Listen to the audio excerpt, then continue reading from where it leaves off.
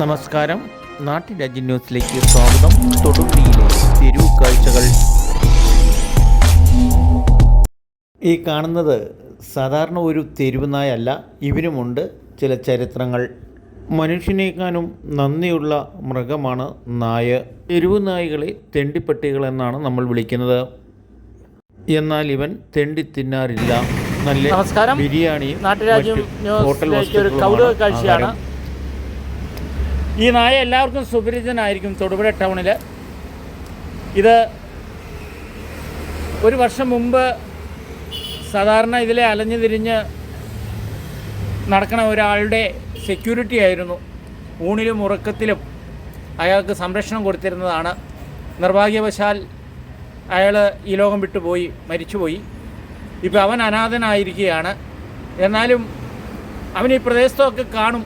അവന് ദുഃഖമുണ്ട്. പക്ഷെ അവന് സംരക്ഷകനായിട്ട് വീണ്ടും ഒരു ചേട്ടനുണ്ട്. ഇത് 100 രൂപ കൊടുത്ത് 140 രൂപ കൊടുത്ത് ബിരിയാണി മേടിച്ച് കൊടുക്കുകയാണ്. അവൻ സന്തോഷപൂർവ്വം അവൻ കടിക്കുകയൊക്കെ ചെയ്യും. മറ്റേ പാർട്ടിനെ ആരെങ്കിലും എത്ര വെള്ളം അടിച്ച് കിടന്നാൽ ആരെങ്കിലും ഉപദ്രവിക്കാൻ വന്നാൽ ഇവൻ സമ്മതിക്കില്ലായിരുന്നു. അവനറിയാതെ ആണിൽ പോവാന്ന്. എടാ ഒന്നുമല്ലടാ, തിന്നോ, അത് തിന്നോ തിന്നാത് തിന്നോ. അവനത്ര പിടിക്കണമെന്നില്ല. അവൻ പോയി. ചേട്ടാ അവനെ പറ്റി ഒന്ന് പറയാമോ?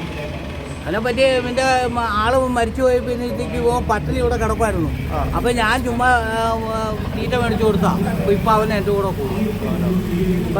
ഈ തെരുവ് നായയുടെയും തെരുവ് മനുഷ്യൻ്റെയും ചരിത്രം പത്രമാധ്യമങ്ങളിൽ ഇടം നിറഞ്ഞതായിരുന്നു. ഇപ്പോൾ ആരും അത്ര ഗവനിക്കാറില്ല. നാട്ടുരാജ്യ ന്യൂസിനു വേണ്ടി തൊടുപുഴയിൽ നിന്നും കെ വിജയൻ.